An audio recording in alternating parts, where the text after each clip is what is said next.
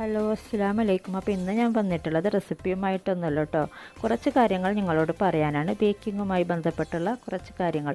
എൻ്റെ അടുത്ത് കുറേ പേര് ചോദിക്കാറുള്ള ഡൗട്ട്സാണ് ഈ ബേക്കിങ്ങിനെ കുറിച്ച്. കുറേ വാട്സാപ്പ് ഗ്രൂപ്പുകളും അതുപോലെ പേഴ്സണലായാലും അവർ ചെയ്തിട്ട് മിസ്റ്റേക്ക് ആയാൽ, ആരുടെ റെസിപ്പി ആണെങ്കിലും എന്തെങ്കിലും മിസ്റ്റേക്ക് ആയിട്ടുണ്ടെങ്കിൽ അവർ എൻ്റെ അടുത്ത് ധൈര്യത്തോടെ വന്നിട്ട് ഡൗട്ട്സ് ചോദിക്കാറുണ്ട്. എനിക്കറിയാവുന്ന സംഭവമാണെങ്കിൽ ഞാൻ ക്ലിയർ ചെയ്ത് കൊടുക്കാറുണ്ട്. ആ ഒരു ധൈര്യത്തിലാണ് അവർ വരുന്നതെന്ന് തോന്നുന്നു.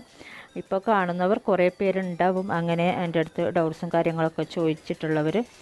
ഞാൻ മുമ്പ് കുറേ റെസിപ്പി ചെയ്തിട്ടുണ്ട്. ഇതൊക്കെ കുറേ മുമ്പ് ചെയ്തതാണ് കേട്ടോ, 3 വർഷം മുമ്പൊക്കെ ചെയ്ത റെസിപ്പിയാണിത്. ഞാൻ കൂടുതലും സബ് ടൈറ്റിൽ കൊടുത്തിട്ട് തന്നെയാണ് ആദ്യമൊക്കെ ചെയ്തത്.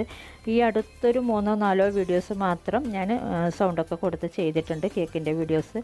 അപ്പോൾ എൻ്റെ അടുത്ത് കുറേ പേര് പറയാറുണ്ട് ഈ കേക്കിൻ്റെ വീഡിയോ ആയാലും വേറെ എന്തെങ്കിലും ബേക്കിങ്ങുമായി ബന്ധപ്പെട്ടുള്ള എന്ത് സംഭവമാണെങ്കിലും സൗണ്ട് കൊടുത്ത് ചെയ്തൂടെ, സബ് ടൈറ്റിൽ ആകുമ്പോൾ നമുക്ക് ചിലപ്പോൾ ബിഗിനേഴ്സിനൊക്കെ അത് മനസ്സിലാക്കാൻ കുറച്ച് ബുദ്ധിമുട്ടുണ്ടാകും. അങ്ങനെ വരുമ്പോൾ ഞാൻ വിചാരിച്ചു ഇൻഷാ അല്ലാഹ് ഇനി വരുന്ന എല്ലാ ശനിയാഴ്ചയും രാവിലെ 11 മണിക്ക് ബേക്കിങ്ങുമായി മാത്രം ബന്ധപ്പെട്ടുള്ള വീഡിയോസ് അപ്ലോഡ് ചെയ്യാമെന്ന്, സൗണ്ടൊക്കെ കൊടുത്തിട്ട്.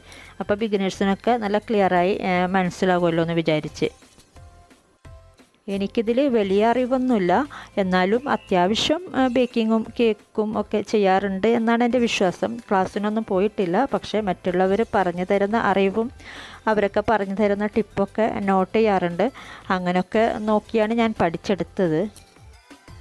ബേക്കിംഗ് എന്ന് പറയുമ്പോൾ കുറച്ച് ക്ഷമയോടെയും കുറച്ച് കാര്യങ്ങൾ ശ്രദ്ധിച്ച് ചെയ്തില്ലെങ്കിൽ നമുക്ക് കറക്റ്റ് ബേക്കായി കിട്ടത്തില്ല.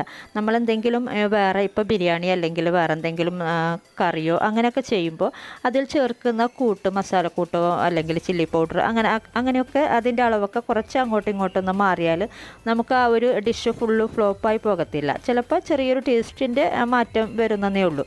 പക്ഷേ ബേക്കിംഗ് എന്ന് പറയുമ്പോൾ അങ്ങനെയല്ല, കുറച്ചൊന്ന് ശ്രദ്ധിച്ച് ചെയ്താൽ നമുക്ക് കറക്റ്റ് ബേക്കായി കിട്ടാറുണ്ട്. ഇല്ലെങ്കിൽ ഫുള്ള് ആ ഒരു ഡിഷ് തന്നെ ഫ്ലോപ്പായി പോകാറുണ്ട്. പിന്നെ നമുക്ക് നെക്സ്റ്റ് ചെയ്യാനുള്ള ഇൻട്രസ്റ്റും ഉണ്ടാവാറില്ല. അങ്ങനെയാണ് കുറേ പേര് കുറച്ച് പേരെങ്കിലും ഇതിൽ ബാക്കിൽ നിൽക്കുന്നത് അങ്ങനെയാണെന്ന് എനിക്ക് തോന്നാറുണ്ട്.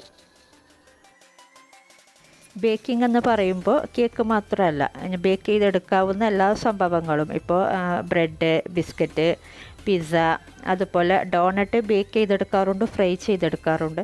അപ്പോൾ ഇങ്ങനെയുള്ള സംഭവങ്ങളൊക്കെ ഓരോ ആഴ്ചകളിലായിട്ട് ഞാൻ സൗണ്ടൊക്കെ കൊടുത്തിട്ട് കാണിക്കാമെന്നാണ് വിചാരിക്കുന്നത്.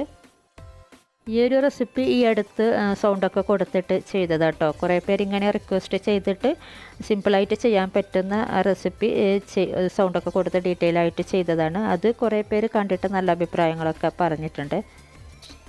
അപ്പോൾ ഇനി എല്ലാ ശനിയാഴ്ചയും രാവിലെ 11 മണിക്ക് ബേക്കിംഗ് മാത്രമായിട്ടുള്ള റെസിപ്പിയുമായിട്ട് വരുന്നതാണ്. അടുത്ത ശനിയാഴ്ച നമുക്ക് നല്ലൊരു റെസിപ്പിയുമായിട്ട് കാണാം. എന്തെങ്കിലും ഡൗട്ട്സ് ഉണ്ടെങ്കിൽ കമൻസിലൂടെ അറിയിക്കുക. പിന്നെ പറ്റുമെങ്കിൽ ഈ വീഡിയോൻ്റെ ലിങ്ക് ഒന്ന് ഷെയർ ആക്കണം കേട്ടോ. എൻ്റെ ചാനൽ സബ്സ്ക്രൈബ് ചെയ്യാത്തവരൊന്ന് സബ്സ്ക്രൈബ് ചെയ്യണേ. ആ തൊട്ടടുത്ത് കാണുന്ന ബെല്ലൈക്കണും കൂടി ഒന്ന് പ്രസ് ചെയ്യണേ. അവിടെ ഓൾ എന്നുള്ള ബട്ടൺ കാണും, അതും കൂടി ഒന്ന് പ്രസ് ചെയ്താൽ മാത്രമേ നിങ്ങൾക്ക് ഞാൻ അപ്ലോഡ് ചെയ്യുന്ന വീഡിയോസിൻ്റെ നോട്ടിഫിക്കേഷൻ വരത്തുള്ളൂ. അപ്പോൾ നമുക്ക് നല്ലൊരു റെസിപ്പിയുമായിട്ട് അടുത്ത വീഡിയോയിൽ കാണാം. താങ്ക്